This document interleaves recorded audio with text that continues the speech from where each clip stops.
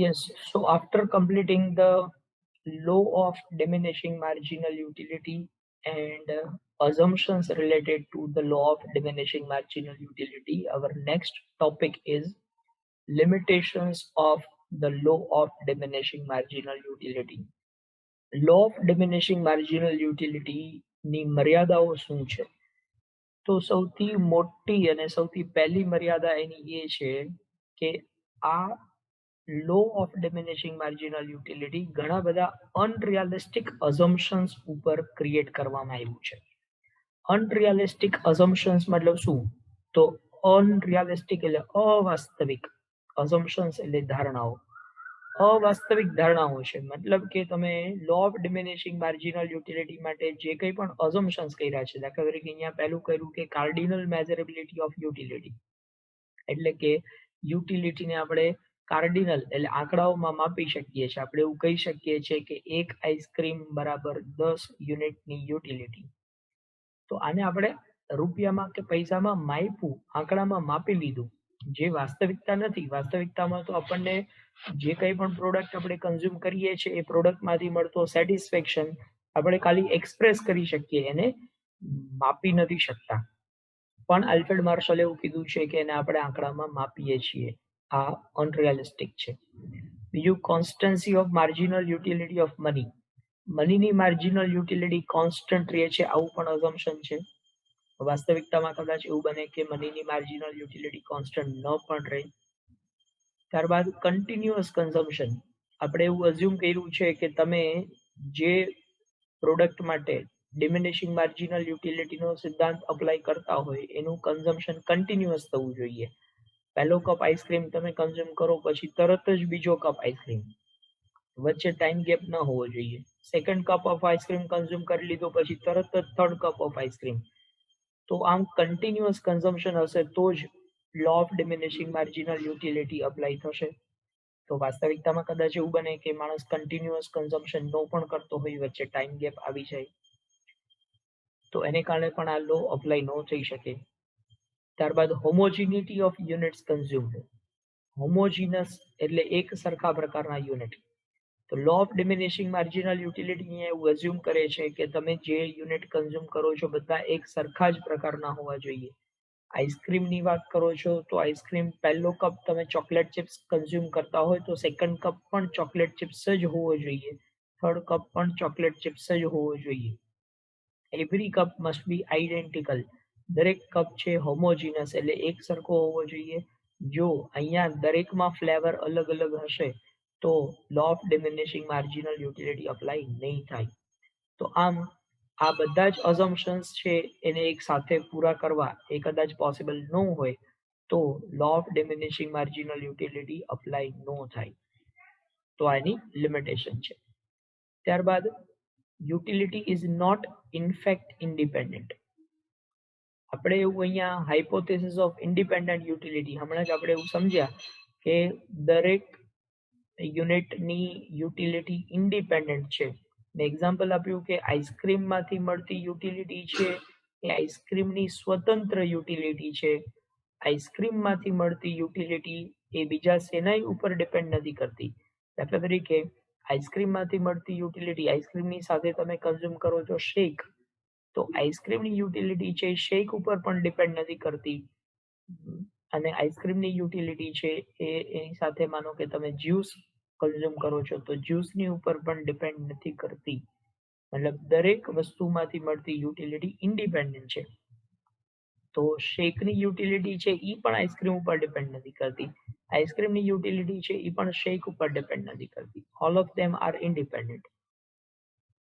તો આ પણ એક અનરિયાલિસ્ટિક અઝમ્પશન છે. વાસ્તવિકતામાં તમે જ્યારે એક કરતા વધારે પ્રોડક્ટ કન્ઝ્યુમ કરતા હોય અથવા તો તમે જે પ્રોડક્ટ કન્ઝ્યુમ કરો છો એના સબસ્ટિટ્યુટ્સ કંઈક અવેલેબલ હોય અથવા એના કોમ્પ્લિમેન્ટરી ગુડ્સ પણ અવેલેબલ હોય તો એ સબસ્ટિટ્યુટ કે કોમ્પ્લિમેન્ટરી ગુડ્સને કારણે માર્જિનલ યુટિલિટી ચેન્જ થતી હોય.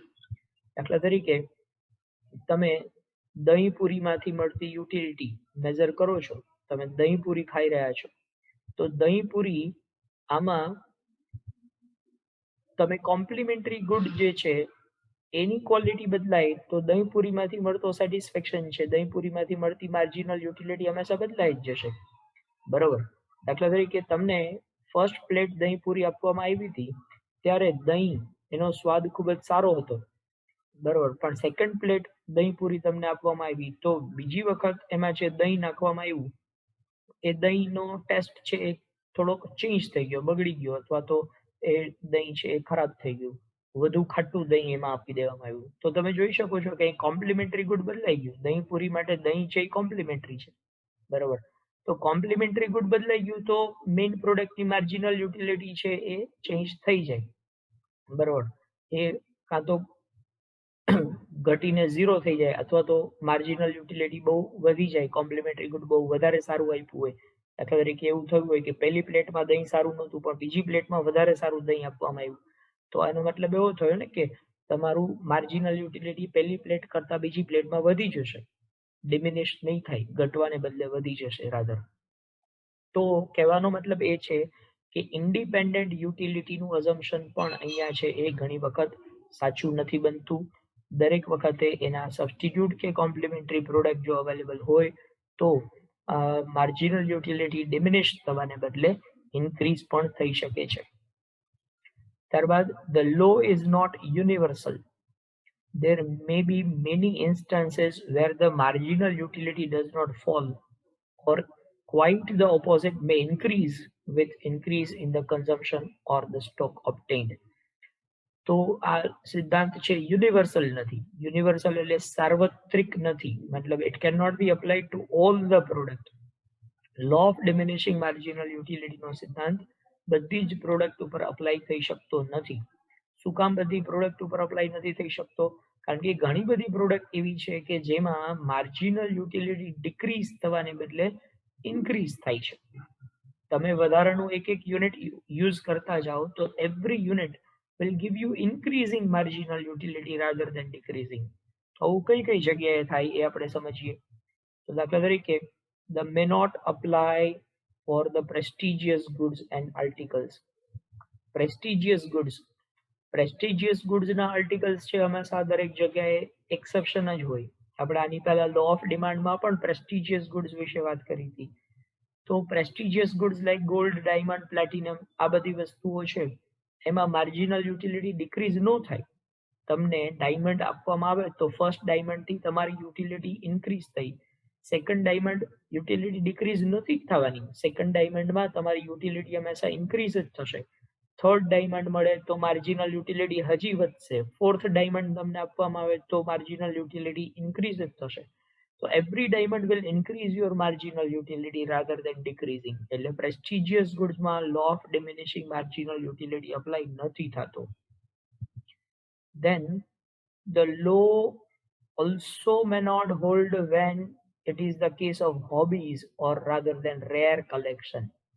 જે પ્રોડક્ટ તમારા માટે હોબી હોય, કોઈ કલેક્શન કરવાનું તમારી હોબી હોય. દાખલા તરીકે ઘણા બધા લોકોને પેલા ઓલ્ડ એજ કોઇન્સ કલેક્ટ કરવાનો, એન્શિયન્ટ કોઇન કલેક્ટ કરવાનો હોબી હોય. જૂના પુરાણા રાજા રજવાડાના જમાનાના સિક્કાઓ કલેક્ટ કરતા હોય કોઈ, બરોબર. આવા એન્ટિક આર્ટિકલ્સ કોઈ કલેક્ટ કરતું હોય તો એવા વ્યક્તિને વધારાનો એક કોઈન મળશે તો એની માર્જિનલ યુટિલિટી હંમેશા ઇન્ક્રીઝ જ થશે, બરોબર. તમને ફર્સ્ટ કોઈન મળે છે આવું કોઈ એન્ટિક, બરોબર, તો એનાથી માર્જિનલ યુટિલિટી તમારી વધી. સેકન્ડ કોઈન મળે તો માર્જિનલ યુટિલિટી ડિક્રીઝ ન થાય, બરોબર. તમારું કલેક્શન એમાં સારું થાય છે, તમે વધારે ને વધારે કલેક્ટ કરી શકો છો તો તમારી માર્જિનલ યુટિલિટી એમાં વધશે જ, ડિક્રીઝ નહીં થાય. તો ત્યાં પણ law of diminishing marginal utility apply નથી થતો. Then the law may not be operating in case of creative art, painting, music, poetry. આમાં પણ માણસ માટે law of diminishing marginal utility apply ન થાય.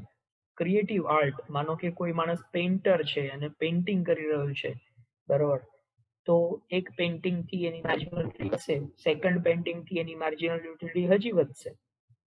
મ્યુઝિક કે પોએટ્રી, બરોબર છે, કોઈ સંગીત સાંભળવાનો શોખીન માણસ હોય તો એક ગીત સાંભળે માર્જિનલ યુટિલિટી વધે, બીજું ગીત સાંભળે તો હજી વધારે વધે, બરોબર.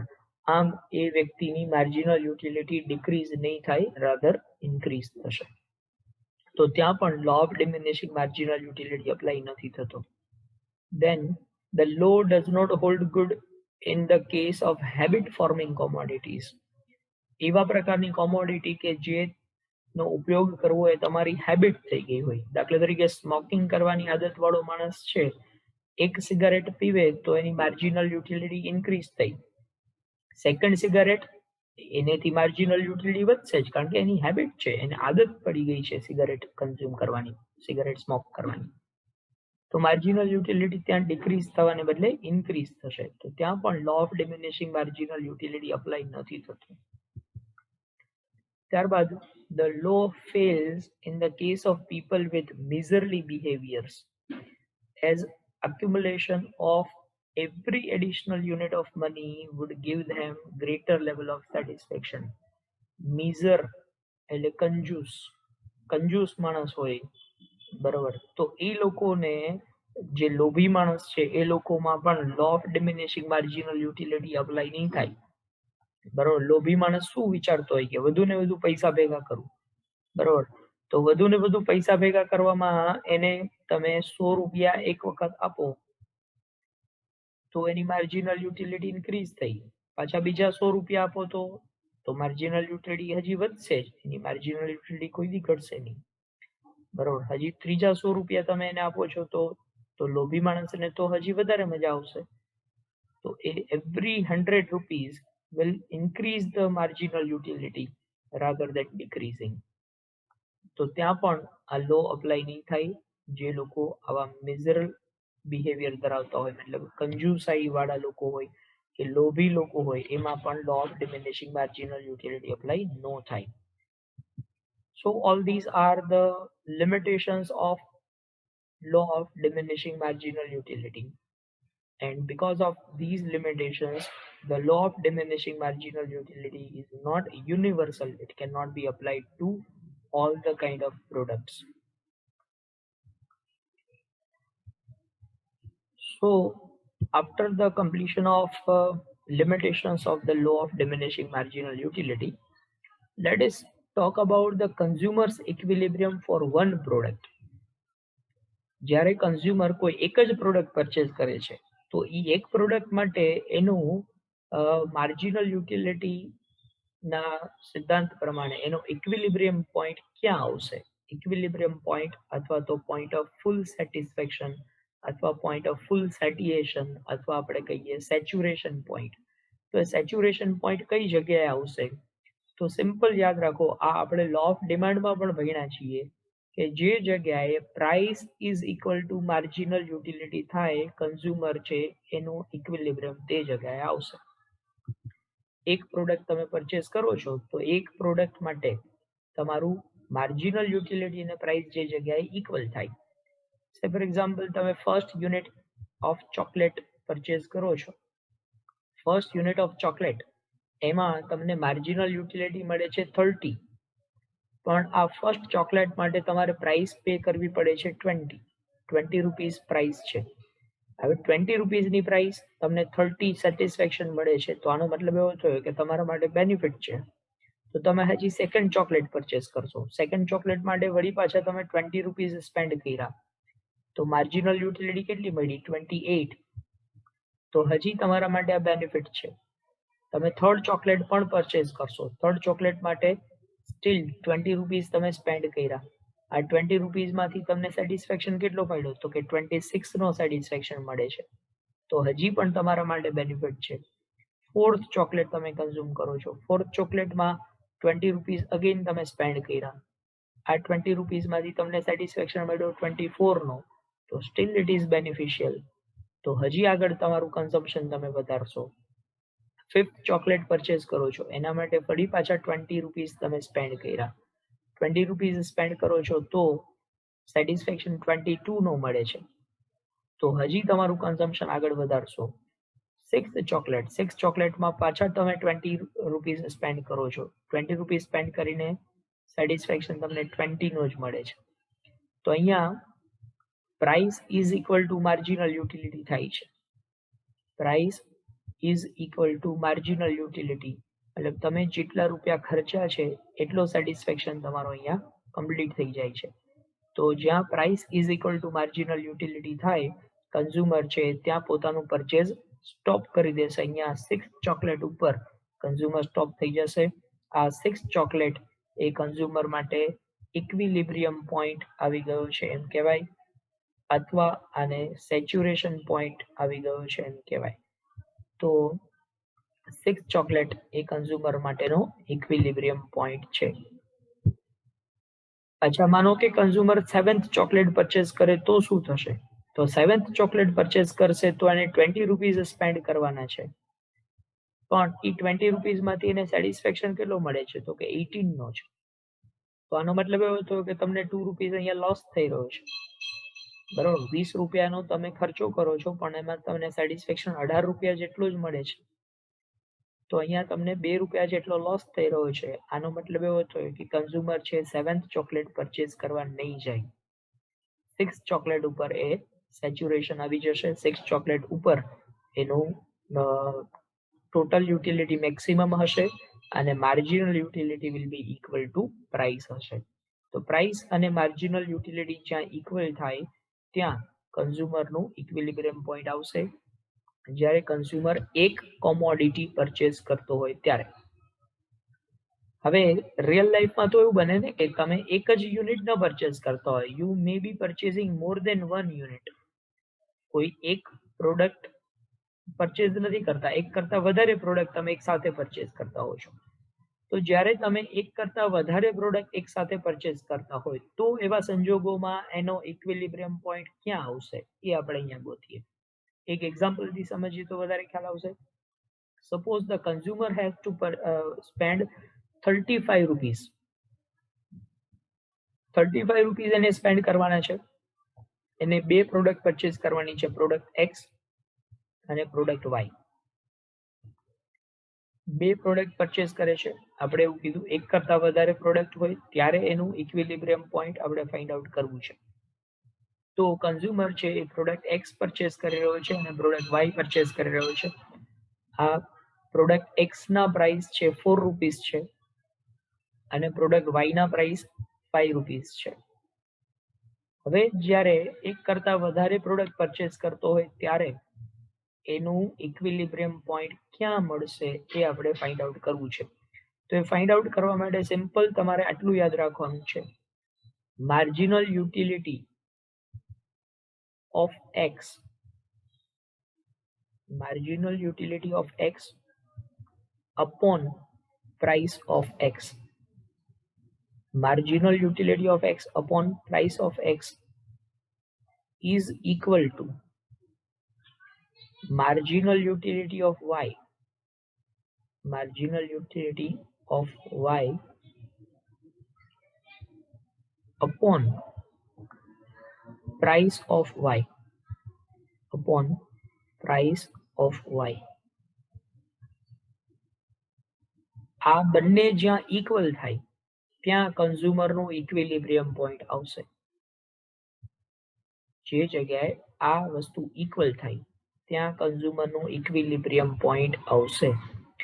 તો એક કરતા વધારે પ્રોડક્ટ માટે ઇક્વિલિબ્રિયમ પોઈન્ટ ક્યાં આવે આવું તમને પૂછવામાં આવે તો when marginal utility of x upon price of x is equal to marginal utility of y upon price of y. અચ્છા, હજી પ્રોડક્ટ z પણ પરચેસ કરે છે તો શું? તો હજી ઈ પણ ઇક્વલ થવું જોઈએ, marginal utility of z upon price of z. બરોબર, આ ત્રણેય જ્યાં ઇક્વલ થાય ત્યાં કન્ઝ્યુમરનું ઇક્વિલિબ્રિયમ પોઈન્ટ આવે. હજી આનાથી આગળ માનો કે ચોથી પ્રોડક્ટ એ પરચેસ કરે છે, માનો કે પ્રોડક્ટ એ પરચેસ કરે છે તો marginal utility of A is equal to price upon price of A. બરોબર, આ બધા જ ઇક્વલ થવા જોઈએ. આમ n નંબર સુધી આપણે લઈ જઈ શકીએ આને. બરોબર, તો જેટલી પણ પ્રોડક્ટ પરચેસ કરે છે એ બધા પ્રોડક્ટ માટે તમારે આ ફાઇન્ડ આઉટ કરવાનું, marginal utility of x upon price of x is equal to marginal utility of y upon price of y. હવે તમને ક્વેશ્ચન થાય કે આ કેવી રીતે ફાઇન્ડ આઉટ કરવું, કેમ ગોતવાનું આને? તો એને કેવી રીતે ગોતવું એના માટે અહીંયા તમારી સામે એક ટેબલ મૂકીએ છીએ. અને એ કેલ્ક્યુલેશન થી આપણે સમજીએ. તો જુઓ, નંબર ઓફ યુનિટ, માનો કે આ ફર્સ્ટ ચોકલેટ કન્ઝ્યુમ કરે છે, બરાબર, અને ચોકલેટની સાથે સાથે માનો કે વેફર પણ પરચેસ કરે છે. માનો કે આ એક્સ છે એ ચોકલેટ છે અને વાય છે એ વેફર્સ છે. તો ફર્સ્ટ યુનિટ ઓફ ચોકલેટ એને માર્જિનલ યુટિલિટી આપે છે 40. ફર્સ્ટ યુનિટ ઓફ વેફર એને માર્જિનલ યુટિલિટી આપે છે 55, બરાબર. સેકન્ડ યુનિટ ઓફ ચોકલેટ 36 ની માર્જિનલ યુટિલિટી છે, અહીંયા 50 ની માર્જિનલ યુટિલિટી છે. તો તમે જોઈ શકો છો કે એવરી ટાઈમ તમે વધારાનું એક યુનિટ કન્ઝ્યુમ કરો છો, marginal utility goes on decreasing. Law of diminishing marginal utility પ્રમાણે અહીંયા ડિક્રીઝ થઈ રહ્યું છે, બરાબર. તો હવે આપણે આ બંને પ્રોડક્ટ માટે એનું ઇક્વિલિબ્રિયમ પોઈન્ટ ક્યાં આવશે એ આપણે ફાઇન્ડ આઉટ કરવું છે. તો બંને પ્રોડક્ટ માટે ઇક્વિલિબ્રિયમ પોઈન્ટ ફાઇન્ડ આઉટ કરવા માટે શું કરવાનું? તો હમણાં જ આપણે વાત કરી કે marginal utility of X upon price of x કરવું પડે. તો માર્જિનલ યુટિલિટી ઓફ એક્સ અહીંયા આપણને આપી છે, પ્રાઇસ પણ આપી છે. જુઓ, પ્રાઇસ એક્સ ના પ્રાઇસ કેટલા છે તો કે 4. તો marginal utility of X upon price of X કરીએ. ચાલો તો જોઈ શકીએ છીએ અહીંયા marginal utility of X upon price of X કર્યું. 40 ડિવાઇડ બાય 4 તો 10 આવ્યા. 36 divide by 4 9, 32 divide by 4 8, 28 divide by 4 7, 24 divide by 4 6 અને 20 ડિવાઇડ બાય 4 5. તો અહીંયા આપણને મળી ગયું marginal utility of X upon price of X. એવી રીતે હવે શું કરવાનું? તો marginal utility of Y upon price of Y. Marginal utility of Y આપણને આપ્યું છે અહીંયા, વાય ના પ્રાઇસ પણ આપ્યા છે 5. વાય ના પ્રાઇસ 5 થઈ ગયા. તો 5 પ્રાઇસ ઉપર આપણે એને ડિવાઈડ કરીએ. જુઓ, 55 divide by 5 11, 50 divide by 5 10, 30 divide by 5 6, 20 divide by 5 4, 15 divide by 5 3, 5 divide by 5 1. તો અહીંયા આપણને મળી ગયું marginal utility of Y upon price of Y. હવે આપણે ઈ ગોતવાનું છે કે બે ઇક્વલ ક્યાં થાય છે, કારણ કે આપણી કન્ડિશન આવી જ હતી ને કે marginal utility of X upon price of x should be equal to marginal utility of y upon price of y. Marginal utility of y upon price of y. આ ઇક્વલ જ્યાં થાય ત્યાં આપણે ઇક્વિલિબ્રિયમ પોઈન્ટ છે એમ ગણીએ. તો check કરતા જઈએ, ચાલો ક્યાં ક્યાં ઇક્વલ થાય છે. આપણી પહેલી કન્ડિશન છે we have to spend 35 rupees. 35 rupees આપણા સ્પેન્ડ થવા જોઈએ અને આ બંને ઇક્વલ થવા જોઈએ. તો ચેક કરીએ. ચાલો અહીંયા 10 છે, આમાં ક્યાંય 10 છે તો કે યસ 10 અહીંયા રહ્યા.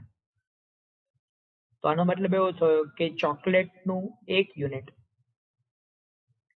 અને વેફરના 2 યુનિટ અહીંયા કન્ઝ્યુમ કરે તો આ બે ઇક્વલ થવાના ચાન્સ છે. પણ સેકન્ડ કન્ડિશન સેટિસ્ફાઈ થવી જોઈએ. આપણે કેટલા સ્પેન્ડ કરવાના છે તો 35 સ્પેન્ડ કરવાના. 35 થાય છે, ચેક કરીએ. ચાલો, ચોકલેટની પ્રાઇસ કેટલી છે તો કે 4. કેટલા યુનિટ આપણે પરચેસ કરીએ છીએ 1. તો 4 into 1 એટલે 4. તમે 4 રૂપીસ સ્પેન્ડ કર્યા અહીંયા. ઓકે, પ્રોડક્ટ વાય જે છે એટલે કે વેફર અહીંયા 10 થયા સેકન્ડ યુનિટ ઉપર, મતલબ તમે 2 યુનિટ પરચેસ કરી રહ્યા છો વેફરના. પ્રાઇસ શું છે 5. તો 5 into 10, 5 into 2 સોરી 5 into 2 તો કેટલા થાય 10. તો તમે ટોટલ કેટલા સ્પેન્ડ કર્યા? ટોટલ સ્પેન્ડ કર્યા 14 રૂપીસ જ. આપણે તો કેટલા સ્પેન્ડ કરવાના હતા? આપણે તો સ્પેન્ડ કરવાના હતા 35. તો આનો મતલબ એમ કે અહીંયા કન્ઝ્યુમરનો ફૂલ સેટિસ્ફેક્શન નથી. કન્ઝ્યુમરનો ટોટલ સેટિસ્ફેક્શન અહીંયા મેક્સિમમ નથી, એટલે આ ઇક્વિલિબ્રિયમ પોઈન્ટ નથી. તો હજી આપણે આગળ ચેક કરવું પડે. ચાલો અહીંયા છે 9, અહીંયા કોઈ જગ્યાએ 9 છે તો નથી. ચાલો એ પણ મેચ નહીં થાય. અહીંયા છે 8, આમાં કોઈ જગ્યાએ 8 છે તો નથી. અહીંયા છે 7, આમાં કોઈ જગ્યાએ 7 નથી. ઓકે, અહીંયા 6 છે, આમાં કોઈ જગ્યાએ 6 છે, યસ આ 6 છે. તો હવે અહીંયા ચેક કરીએ, ચાલો બે કન્ડિશન મેચ થાય છે કે નહીં.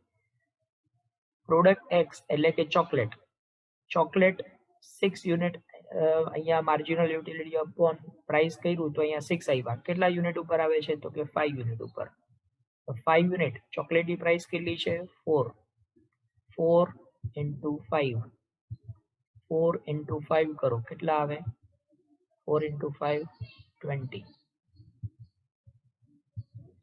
તો તમે ચોકલેટ ઉપર 20 રૂપીસ સ્પેન્ડ કરી રહ્યા છો. ઓકે, અહીંયા વેફરના કેટલા યુનિટ આવશે? વેફરના યુનિટ 3 યુનિટ, પણ એની પ્રાઇસ કેટલી છે? તો કે 5 રૂપીસની પ્રાઇસ. કેટલા યુનિટ પરચેસ કરો છો? 3 યુનિટ તમે પરચેસ કરો છો. 5 into 3, 5 into 3 is 15. 15 અહીંયા સ્પેન્ડ કર્યા વેફર ઉપર. તો ચોકલેટ ઉપર 20, વેફર ઉપર 15, તો ટોટલ કેટલા થઈ ગયા? 35. તો આનો મતલબ એવો થયો કે તમારે જે 35 રૂપીસ સ્પેન્ડ કરવાના છે એ 35 રૂપીસમાં તમે ચોકલેટ 5 યુનિટ પરચેસ કરો અને વેફર 3 યુનિટ પરચેસ કરો તો તમારું ઇક્વિલિબ્રિયમ પોઈન્ટ મળી જાય છે. અહીંયા તમને ફૂલ સેટિસ્ફેક્શન મળે છે. આના સિવાયની બીજી કોઈ પણ કોમ્બિનેશન તમે પરચેસ કરો, અહીંયા આપણી કોમ્બિનેશન શું થઈ? 5 unit of chocolate and 3 unit of wafer. આ કોમ્બિનેશન સિવાય બીજી કોઈ પણ કોમ્બિનેશન તમે પરચેસ કરશો તો તમારો સેટિસ્ફેક્શન મેક્સિમમ નહીં થાય. કાં તો તમારું સ્પેન્ડિંગ છે એ વધી જશે, કાં તો સ્પેન્ડિંગ છે એ ઘટી જશે. એટલે જે જગ્યાએ આ ત્રણેય વસ્તુ ઇક્વલ થાય એ જગ્યાએ કન્ઝ્યુમરનું ઇક્વિલિબ્રિયમ પોઈન્ટ આવશે, જ્યારે એક કરતા વધારે પ્રોડક્ટ એ કન્ઝ્યુમ કરવાના હોય ત્યારે. સો this is equilibrium point for more than one products.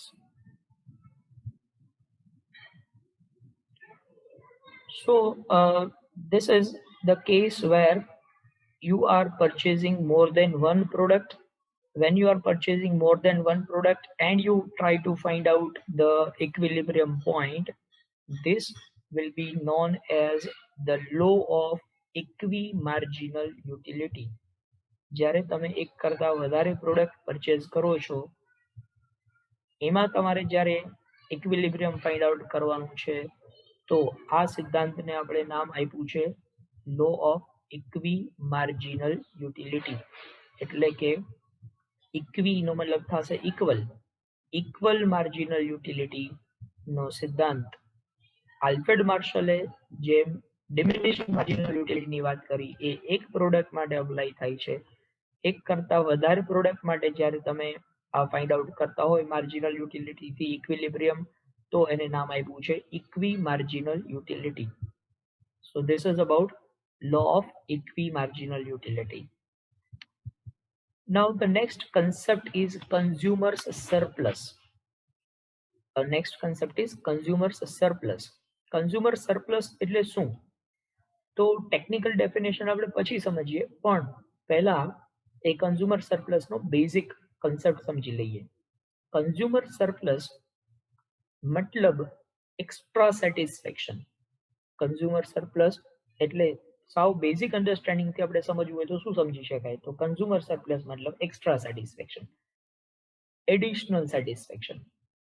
તો એક્સ્ટ્રા કે એડિશનલ સેટિસ્ફેક્શન શું કામ મળે છે આપણને, એ કેવી રીતે મળે એ આપણે અહીંયા ચેક કરીએ. તો ફોર એક્ઝામ્પલ તમે કોઈ એક પ્રોડક્ટ પરચેઝ કરવા માંગો છો, એ પ્રોડક્ટ વિશે એ પ્રોડક્ટ તમને કેટલું સેટિસ્ફેક્શન આપી શકશે એના માટે તમારા દિમાગમાં કંઈક અઝમ્પશન્સ હશે, બરાબર? તમારા દિમાગમાં એક અઝમ્પશન છે, તમે જે પ્રોડક્ટ પરચેઝ કરવા માંગો છો એ પ્રોડક્ટથી તમને કેટલું સેટિસ્ફેક્શન મળે છે. દાખલા તરીકે તમે એક પેન પરચેઝ કરવા માંગો છો અને આ પેન કેવી હોવી જોઈએ આના માટે તમારા દિમાગમાં અઝમ્પશન્સ છે. સે ફોર એક્ઝામ્પલ સરસ મજાની એની ગ્રીપ હોવી જોઈએ, એકદમ ફાઇન પોઈન્ટ હોવો જોઈએ, એકદમ સ્મૂથ રાઇટિંગ હોવું જોઈએ, અને આ સ્મૂથ રાઇટિંગ અને પાછું એનો પેન કેપ છે એકદમ એટ્રેક્ટિવ હોવું જોઈએ, પોકેટમાં તમે પેન લગાવેલી હોય તો માણસોને એટ્રેક્શન ક્રિએટ થાય, આવા પ્રકારની સરસ મજાની પેન મારે પરચેસ કરવી છે. અને આ પેન એ મને સેટિસ્ફેક્શન આપશે, આવી પેન હું પરચેસ કરીશ તો મને એનેથી સેટિસ્ફેક્શન મળશે. હવે આ પેન વિશે તમારા દિમાગમાં જે અઝમ્પશન્સ છે એ અઝમ્પશન્સ પ્રમાણે તમે વિચારો છો કે આવી પેન કેટલા રૂપિયામાં મળતી હશે.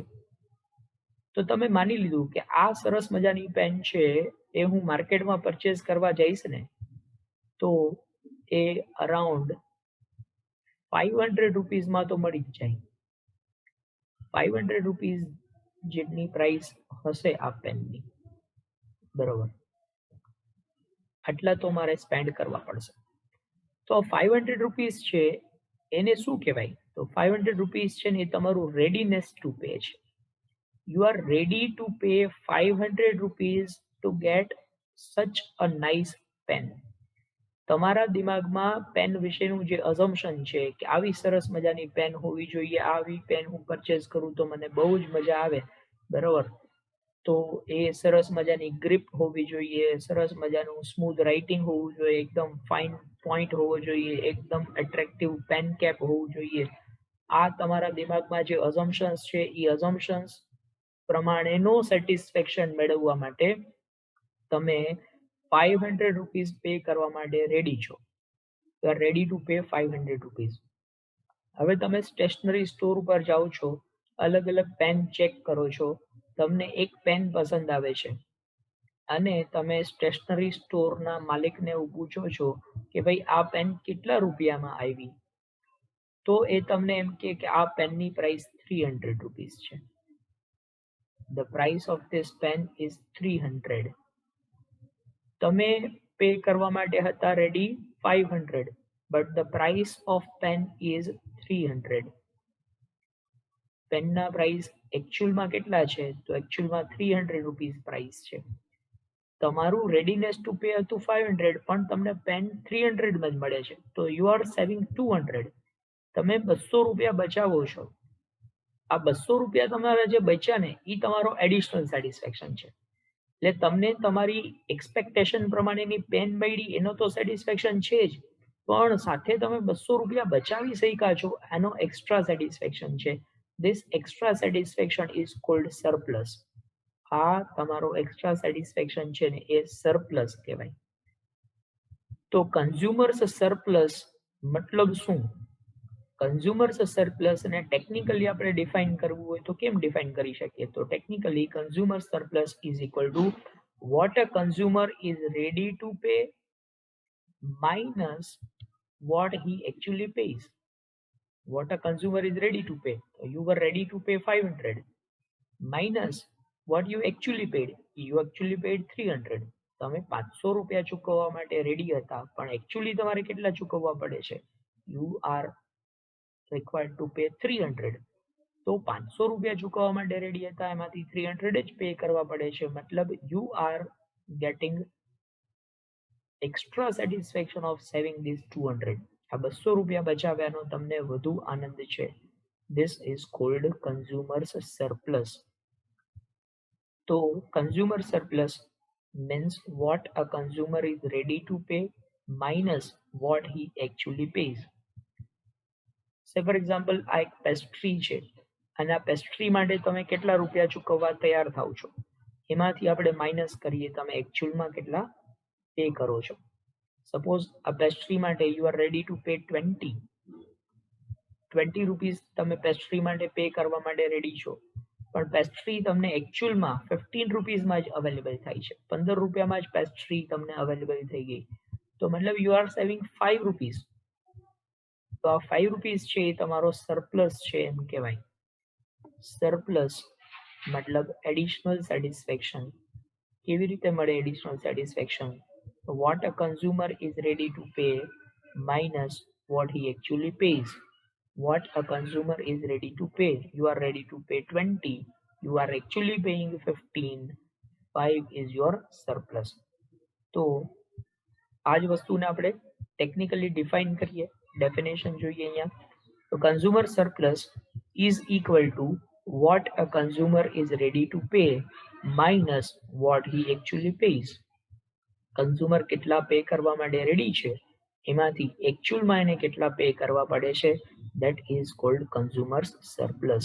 આ વાતને કન્ઝ્યુમર સરપ્લસ તરીકે ઓળખવામાં આવશે. હવે આપણે તો અહીંયા એકદમ ઇઝીલી વાત કરી દીધી કે you are ready to pay 20 for a pastry માટે 20 રૂપીસ પે કરવા માટે તમે રેડી છો. એકચ્યુઅલમાં પેસ્ટ્રી તમને મળે છે 15માં, તો તમારો સરપ્લસ થઈ ગયો 5. તો આ તો એક્ઝામ્પલથી મેં તમને લોકોને સમજાવી દીધું સરપ્લસ 5 તમને મળે છે, બરોબર. આની પહેલા પેનનું એક્ઝામ્પલ લીધું કે તમે 500 પે કરવા માટે રેડી છો, બરોબર. 500 માંથી તમારે પે કરવા પડે છે ઓરિજિનલી 300 જ ખાલી, તો તમારો સરપ્લસ છે 200 થઈ ગયો, બરોબર. આ એક્ઝામ્પલમાં તો આપણે લોકો એકદમ ઇઝીલી સમજી લીધું, પણ રિયલ લાઈફમાં એનું કેલ્ક્યુલેશન થાય કેવી રીતે તમને ખબર પડી કે આ 500 મારે પે કરવા જોઈએ, કેવી રીતે તમને ખબર પડી કે આ 220 રૂપીસ જ મારે પેસ્ટ્રી માટે પે કરવા જોઈએ. મતલબ આ readiness to pay, you are ready to pay 20 for the pastry or you are ready to pay 500 for this pen. આ readiness to pay કેવી રીતે ડિસાઇડ થશે? તો એનો આન્સર છે readiness to pay is based on marginal utility. તમને એ પ્રોડક્ટમાંથી કેટલી marginal utility મળવાની એક્સપેક્ટેશન છે, એ એક્સપેક્ટેશનના આધાર ઉપર તમારું રેડીનેસ ટુ પે છે એ ડિસાઇડ થાય. તમને પ્રોડક્ટમાંથી 20 રૂપીસ જેટલો સેટિસ્ફેક્શન મળશે આવું તમારું અઝમ્પશન છે, એટલા માટે તમારું રેડીનેસ ટુ પે છે ને એ 20 થાય. તમને એ પેનમાંથી 500 રૂપીસ જેટલો સેટિસ્ફેક્શન મળવાની શક્યતા છે, એટલા માટે તમારું રેડીનેસ ટુ પે 500 છે. તો readiness to pay is based on marginal utility derived from that product. આટલું ખાસ યાદ રાખવાનું.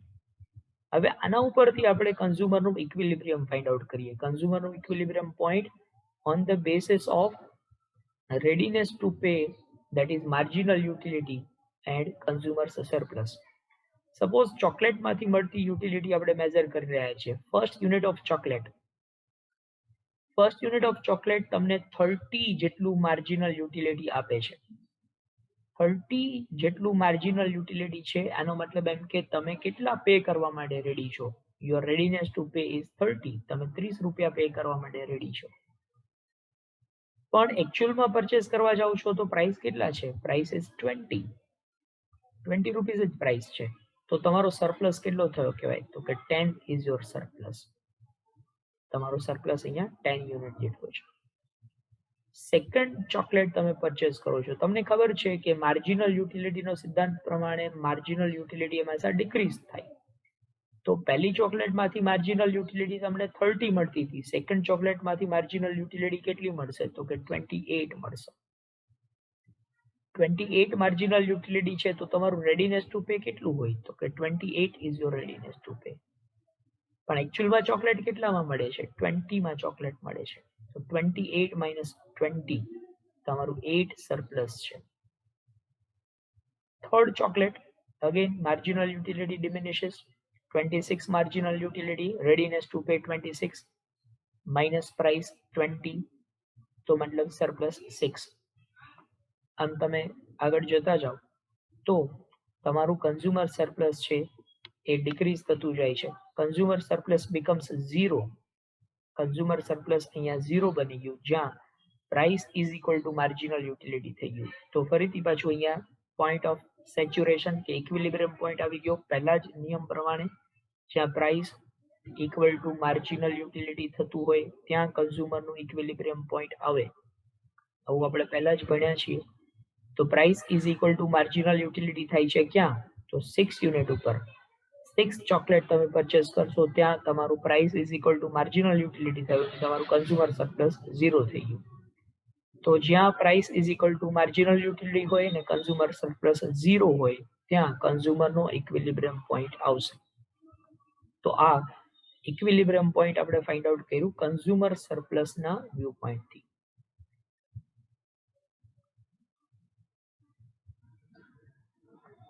Yes, so this topic is very much important from the viewpoint of MCQs. MCQs માટે ખૂબ જ અગત્યનો પોઈન્ટ છે. સૌથી પહેલો MCQ તો તમને આવો જ પૂછી શકાય કે what is consumers surplus? તો ડેફિનેશન તમને યાદ હોવી જોઈએ. Consumer surplus means what a consumer is ready to pay minus what he actually pays. બીજું તમને MCQ આવું પૂછાય કે readiness to pay of the consumer depends on dash. Readiness to pay depends on marginal utility. Marginal utility ઉપરથી જ તમે readiness to pay define કરો છો અહીંયા. અચ્છા, એક MCQ તમને આવું પૂછી શકાય કે the consumer surplus is highest in dash unit. Consumer surplus is highest in dash unit. Consumer surplus highest કયા યુનિટમાં હોય? તો હંમેશા યાદ રાખો consumer surplus is highest in first unit. Consumer surplus first unitમાં highest હોય. પછી એવું પૂછાય કે consumer surplus is lowest in dash unit. Lowest ક્યાં હોય? તો lowest એટલે 0 છે. અહીંયા ક્યાં? તો કે last unitમાં.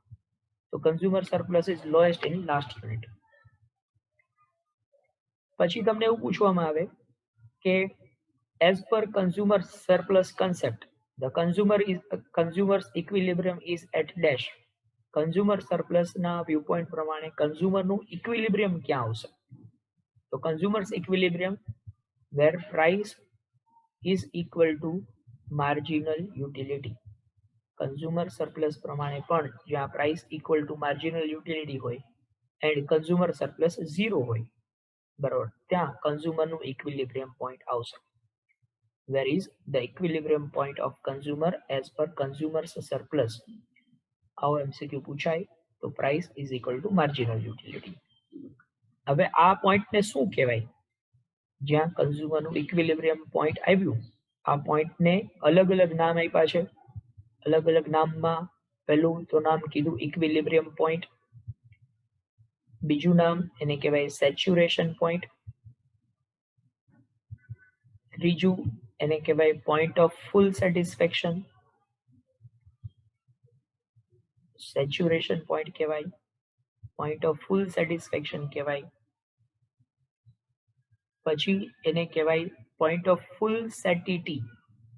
Point of full satiety, satiety હમણાં જ આપણે લોકોએ વાત કરી, સેટિટી મતલબ સેટિસ્ફેક્શન. તો પોઈન્ટ ઓફ ફૂલ સેટિટી આવો શબ્દ પણ એમાં ઉપયોગ કરવામાં આવે.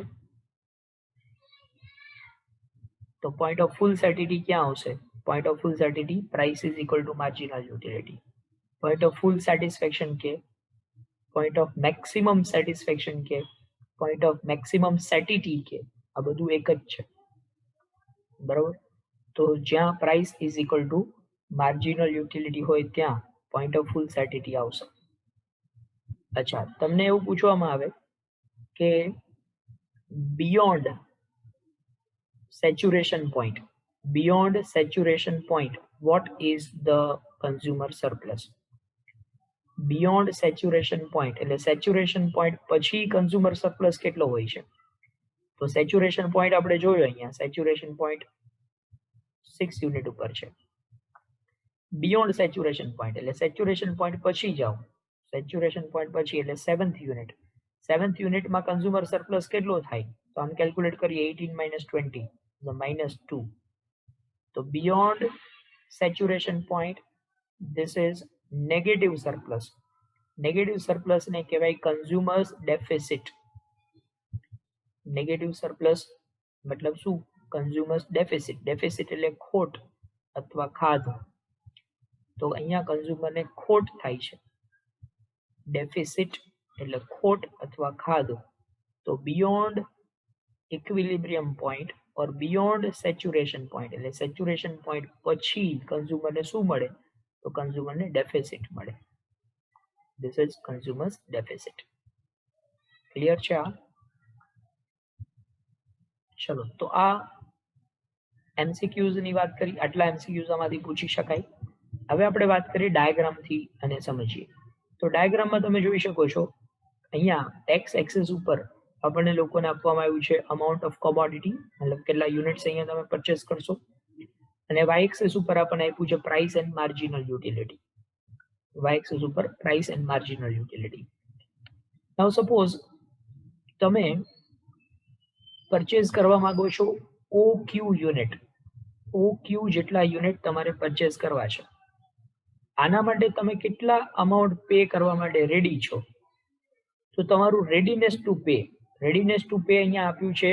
આપણે એવું કીધું કે readiness to pay is based on marginal utility. તો આ તમારો માર્જિનલ યુટિલિટી કર્વ છે. This is your marginal utility curve. તમારે કેટલા યુનિટ પરચેઝ કરવા છે? તો કે OQ યુનિટ પરચેઝ કરવા છે. OQ અહીંયા કનેક્ટ કરીએ. ચાલો આપણે આને કનેક્ટ કરીએ. તો અહીંથી કનેક્ટ કરીને તમારું રેડીનેસ ટુ પે અહીં સુધી આવશે. તો ધીસ હોલ એરિયા, આખો એરિયા છે તમારું રેડીનેસ ટુ પે છે. તો કેટલું રેડીનેસ ટુ પે થયું કે ભાઈ? તો ODRQ. આ ODRQ તમે પે કરવા માટે રેડી છો. હવે તમે એકચ્યુઅલમાં જ્યારે પરચેસ કરવા જાઓ છો ત્યારે એના પ્રાઇસ તમને કેટલા મળે છે? તો કે પ્રાઇસ મળે છે OPRQ.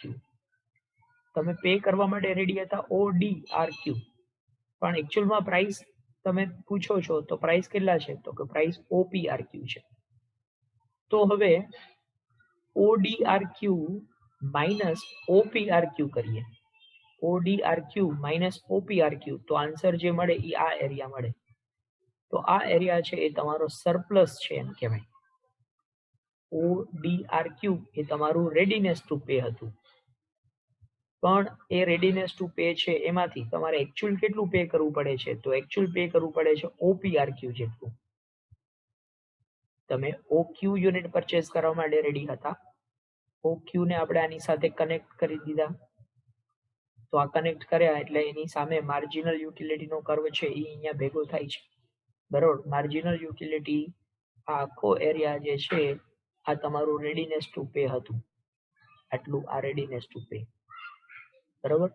હવે તમે પે કરવા જાઓ છો તો એકચ્યુઅલ પ્રાઇસ કેટલા છે એના? તો એકચ્યુઅલ પ્રાઇસ છે OPRQ. એટલે તમારે પે કેટલું કરવું પડે છે? તો કે આટલું જ પે કરવું પડે છે. આટલું પે કરવું પડે છે. આ એરિયા પે કરવું પડે છે. You var ready to pay ODRQ, પણ એકચ્યુઅલ પેમેન્ટ કરે છે OPRQ. તો ODRQ માઇનસ OPRQ, તો આ બચે આ એરિયા, આ સરપ્લસ છે એ કેટલું થયું? તો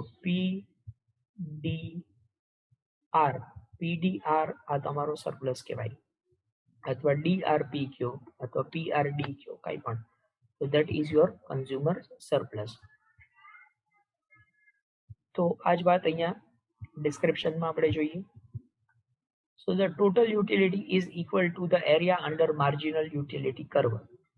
તમને ટોટલ કેટલું યુટિલિટી મળવાનું છે? તો માર્જિનલ યુટિલિટી કર્વની નીચેનો એરિયા. માર્જિનલ યુટિલિટી કર્વની નીચેનો એરિયા એટલે કયો? તો અહીંયા તમને દેખાય છે ODR અને Q. આ ODRQ જેટલું તમને સેટિસ્ફેક્શન મળવાનું છે એનો મતલબ એમ કે તમે આટલા રૂપિયા પે કરવા માટે રેડી છો. But the price is OP price છે, તો તમારે એકચ્યુઅલ કેટલું પે કરવું પડે છે? તો OPRQ તમારે પે કરવું પડે છે.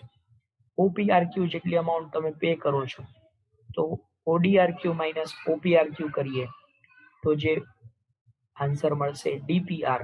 આ DPR એ તમારું સરપ્લસ છે એમ કહી શકાય. તો આ રીતે કન્ઝ્યુમર સરપ્લસ આપણે ફાઇન્ડ આઉટ કર્યું ડાયાગ્રામેટિકલી. આમાં MCQ તમને શું પૂછી શકાય? તો બે વાત અહીંયા ખાસ યાદ રાખવાની છે. સૌથી પહેલી વાત તમે યાદ રાખો, તમને આવો MCQ પૂછાય કે total area below marginal utility curve. આ માર્જિનલ યુટિલિટી કર્વની નીચેનો એરિયા છે. આ એરિયા શું હોય? તો આ એરિયા હોય total utility. The area below marginal utility is total utility. Marginal utility કર્વની નીચેનો એરિયા જે છે એ બધો શું હશે?